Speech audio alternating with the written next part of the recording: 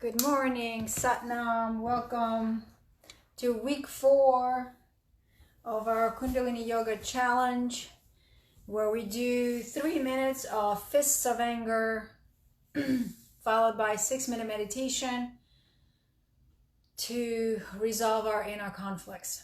And we use breath of fire in the first one to purify and kind of oxygenate our blood, and then the next meditation we do with the suspension of the breath, where again breath is your greatest teacher. Breath is what in Kundalini Yoga tradition there is a mantra, Pavan Guru. Pavan is the carrier of prana, so it's not air, it's the breath. And Guru is a teacher, so breath is the teacher. Okay, we're gonna come into easy seated, bring our hands into prayer mudra in front of the heart center. Let's take a few deep inhales and full exhale. Inhale again, lengthening the spine through the crown of your head, and as you exhale, release the shoulder blades down the back, keeping the chest lifted, heart opened, shoulders relaxed down, chin slightly tucked in. Again, deeply inhale and exhale. And let's inhale deeply to tune in with Hari Mantra. Om Namo Gurudev Namo.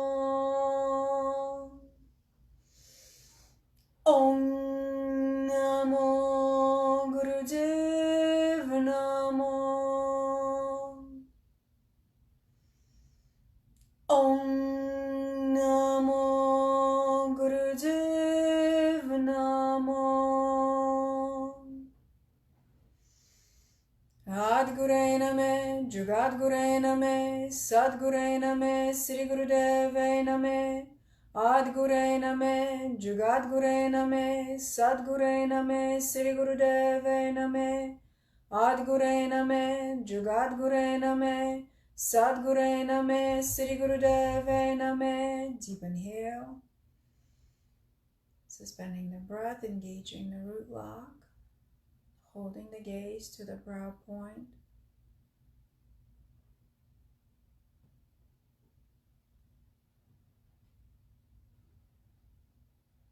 And exhale or release. Satnam, good morning. So, today is full moon, so it's a good day to meditate. Additionally to this, sitting in your space, sitting in silence, do what resonates with you. Full moon energy is an energy to release. So set your intention, release what you don't need. I know I have a stash of cards, birthday cards, that I've saved since I was 17 years old. And I don't know why. I was sitting with that yesterday and I was asking myself, why do I save it? Why do I save it? Why do I save the cards, And now I'm much easier to throw them out. I saved them because I felt that all those wishes that were written about me as a niece, as a daughter, as a friend, as a coworker, I felt like I had to hold on to them in order to be that. Isn't that crazy? That's totally crazy. So I've now realized that it's just a card, and I am above and beyond what's written in those cards. And it's a gesture that people do. People write cards on your birthday. They wish you well. But I don't need to hold on to them anymore. I could just totally let it go. And of course, my mind comes in and says, well, you could cut the cards, you could make bookmarks, you could design some kind of crafty art. Yeah, maybe, but fire pit is so much faster. So just pay attention to how things play out with you, on like, what are the things that we collect? What are the things that we hold on to? Why do we hold on to them? And feeling to the time when it's time to release it. When is it time to let it go? Do I need a card to tell me who I am or what I am or how I am? No. Do I need anyone else to tell me who I am, how I am, what I am? Yeah, sure. Some feedback is always good. But I know who I am. I know who I am. I know what I'm here to do. And that to me is, at this point in my life, is huge.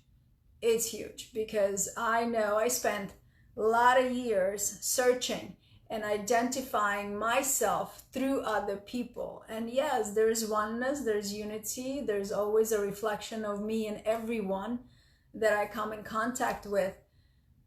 But I didn't want to have that dependency. To know who I am, I needed to have this person in my life. No, I at this point know who I am. So just inviting you to deepen your practice for today. Full moon, if you have crystals, you could set them out to charge in the soft and gentle light of the full moon.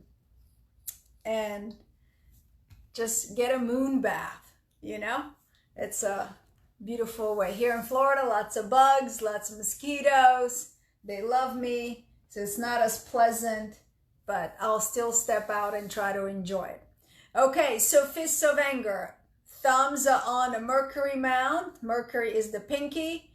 Squeeze the thumb with the other fingers. It's a backward stroke over the head using the power of your breath.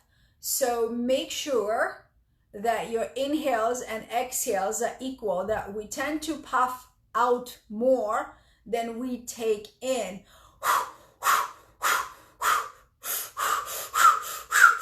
Okay, so make sure it's a two-way and that they're equal in strength. Using your navel, using your diaphragm powerfully. The gaze is at the brow point. It is recommended that you bring the energy of anger, energy of fire within you, but if you're feeling pretty cool and chill and relaxed and laid back, like I am right now, it's okay. It's okay. Trust that the breath is doing the work. Trust that the movement releases the energy that doesn't need to be there, or maybe is excess of it. Oh, who cares, right? Do we have to understand every little thing? No. Can we just have faith that this stuff works?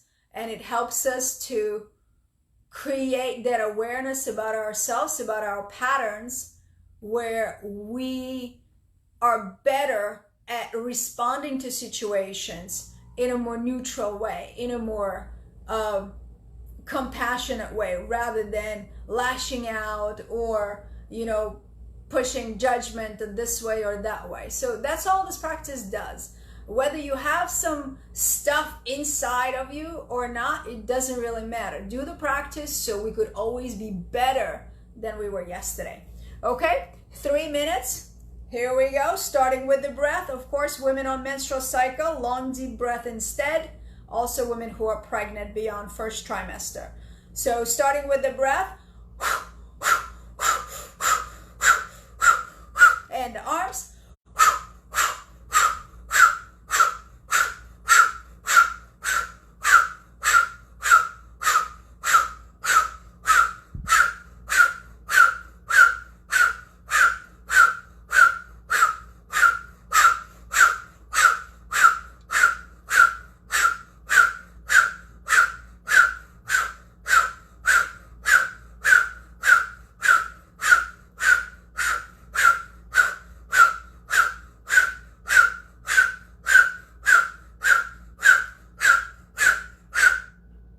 Remember to keep a gentle root lock so you feel yourself grounded, connected to Mother Earth.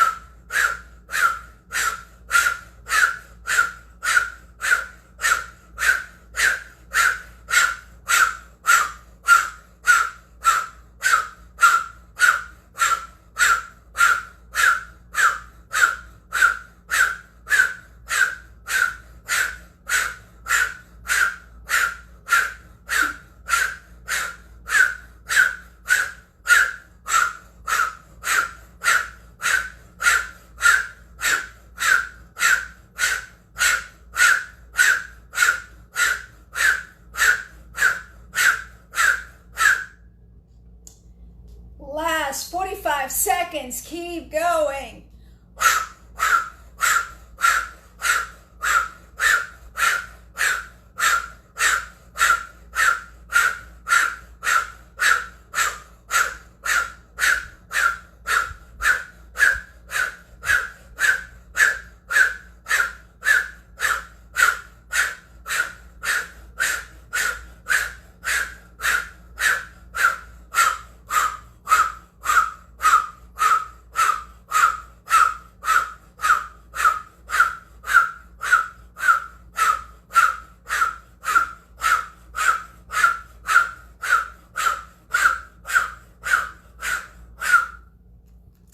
Deep inhale through the O-shaped mouth. Interlace the fingers, palms facing up, stretch the spine, pull the root log, gaze to the brow space.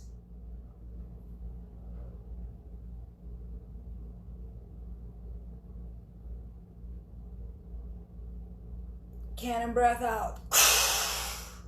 2 more times, just like that. Tighten the body.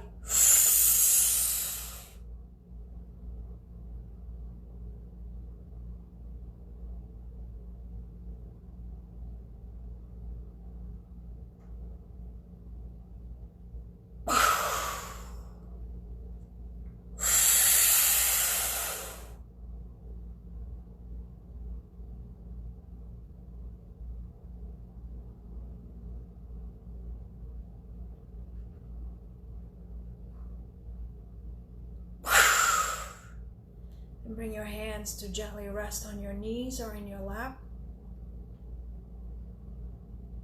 Take water if you need to, but try to stay in this meditative space. Go within. See if you could feel your heart pounding or beating. Allow the breath to normalize.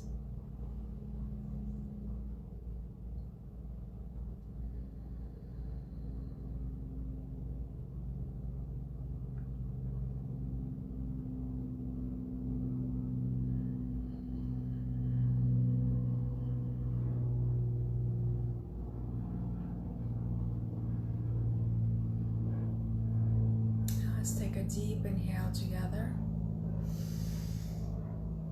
and exhale a few more times.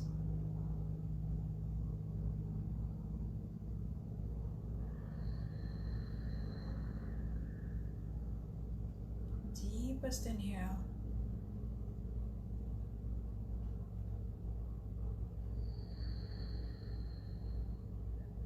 Ready, you may gently open your eyes.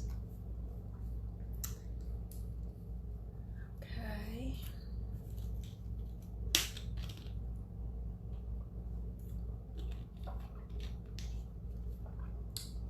All right, our meditation to activate the reflex that helps us resolve our inner conflicts. What is the inner conflict? It's that part of you that you're curious about. It's that part of you that you're hiding from the world. It's whatever conflict you have, your internal conflict. I am sitting with religion. Yes, so I was not brought up in a religious household. Back in Russia, my parents were teachers, so they could not practice religion. Otherwise, they would lose their jobs. And the only person that I knew who was following any of some of the major one was my grandmother. So for Passover, we would go to my grandmother. For Rosh Hashanah, which is Jewish New Year, we would go to my grandmother. But there was nothing, it was more about food. It was just dinner. I never witnessed any prayers. My mom was not lighting Shabbat candles every Friday. So as a young child and teenager, I didn't grow up with it. And then we come to America and we live with my other grandmother, my mom's mom, who, you know, was practicing because, hey, this country is, you're allowed to practice religion, whatever your beliefs are. And all of a sudden, my head was being filled with all these things, what a Jewish girl should be like. And it was very intense, coming at me from all directions. You know, there's my mom, there's my dad, there's my grandmother, there's my grandfather, there's my uncle, my aunts, and everybody was just jamming shit into my head. What a nice Jewish girl should be like. You know, people ask me, oh, you're an immigrant, you came at the age of 15 and a half, that must have been tough. How was your culture shock? Culture shock was nothing compared to brainwashing that I got. And so I was very rebellious because none of that resonated with me. And I knew that I was Jewish. I was very proud to be Jewish. That was not an issue. But as far as practicing it, it just didn't come naturally to me, right? And so I go through my life, living my life, you know, however I could. And then in my early 40s, late 30s, I discovered spirituality. I just, you know, and I started to be, you know, I got involved with Kundalini Yoga, and Kundalini Yoga kind of introduced me to Kabbalah. And it was like lots of similarities, lots of mystical things. Like, they don't claim to have all the answers, but it's more of what you believe. You believe that there is a higher consciousness, God, whatever the word is. And now as an adult, I go to Chabad and I take classes that help me understand Judaism a little better. I like the relationship I have with the rabbis, where I could ask questions. And, you know, at first I was fearful to ask questions, like, oh my God, what if I'll say something wrong? You know, like I didn't even know if I could say the word divine, or saint, or angel, you know, but then through the courses I learned that those words are okay. And I'm definitely grateful to the rabbi taking the time to explain things for me. And what I've realized, that I'm already living my life as a pretty spiritual being. But what bothers me is the rigid rules of Judaism. And what bothers me is that my lifestyle, I cannot, or maybe I don't want to, adapt to fit the flow. You know, I was sharing with my dad, if I work Monday through Friday, I train, I coach, I do yoga, I study, and then Saturday, I still train and coach, but it's kind of like more a social day off. And I need to cook, or I need to clean my house. So that happens on Saturday, where in Judaism, I'm supposed to rest. I can't rest amidst a messy house. I can't not make myself enjoy that. I rest Sunday, and I've tried to switch it the other way around. It just doesn't work. So am I going to beat myself up constantly and feeling I'm not a good enough Jew? No, let that shit go. And so it's still like an inner conflict within me. So I'm just sharing what is coming up for me. Nothing's good or bad. It's just the mental process. Luckily, there's no police enforcing me to follow anything. It's just my own consciousness and my own guilt and shame that are constantly floating above my head. And that's kind of what I want to go away, the guilt and shame. So let us go into this meditation that hopefully will help shed some light onto whatever situation is with you. Hands are at the chest level, thumbs are up. We're inhaling deeply for 5 seconds, exhaling for 5 seconds, and then suspending the breath for 15 seconds or up to 15 seconds. Your eyes could be closed 9/10 or closed fully, gazing to the third eye. We'll use a metronome for first minute, and then we'll connect to our breath. Set the clock rhythm in your mind. Let's take a deep inhale and full exhale, and begin. Inhaling for 5, exhaling through the nose for 5,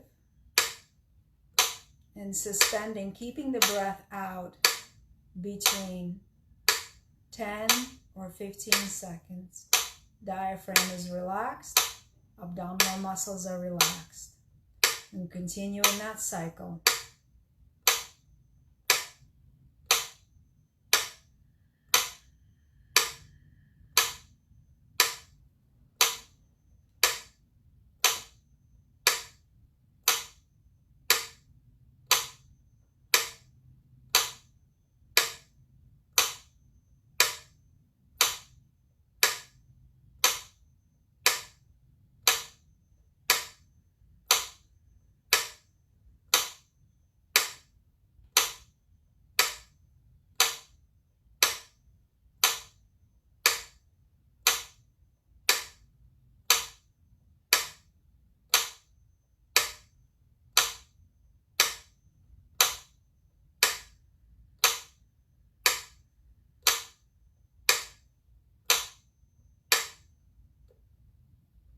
Keep going on your own.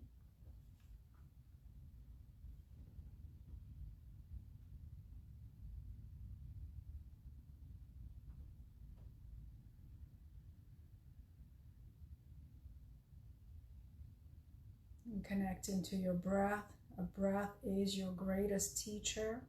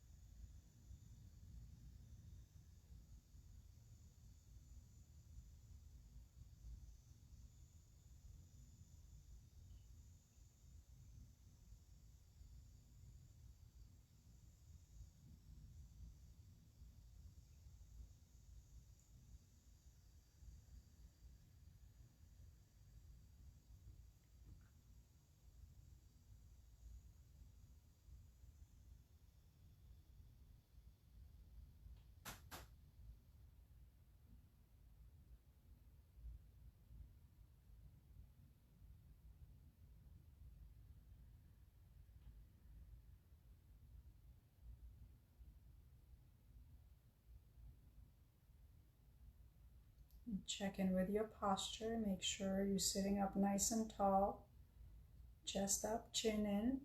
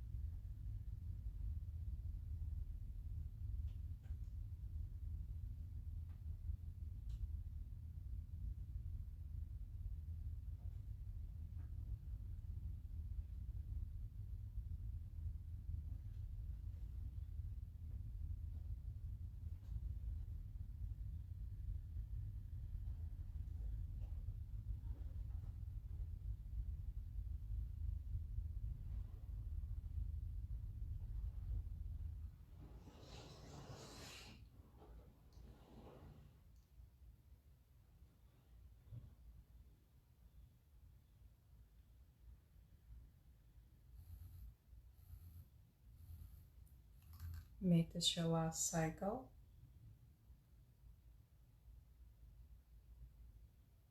And then deeply inhale. Suspend the breath, pull the root lock, gaze to the brow point, hold.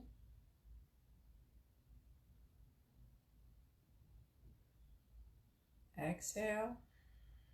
Inhale, stretch your arms overhead. Pull the root lock. Lengthen the spine, press the shoulders down. Exhale. Last time, deep inhale. Mula Bandha, shake the arms, hold that breath.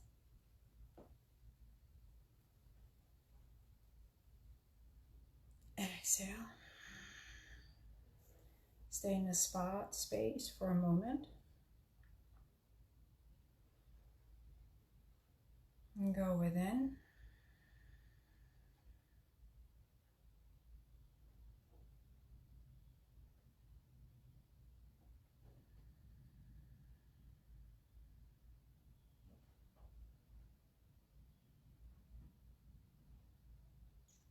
Let's inhale deeply. Exhale completely. One more time. Inhale. Side out or exhale. And when you're ready, gently open your eyes. Sat Nam. So it's interesting that I put a question out and the answer comes back. Religion creates some kind of structure, which is great. It's a guideline. And we can't attain all of it all at once.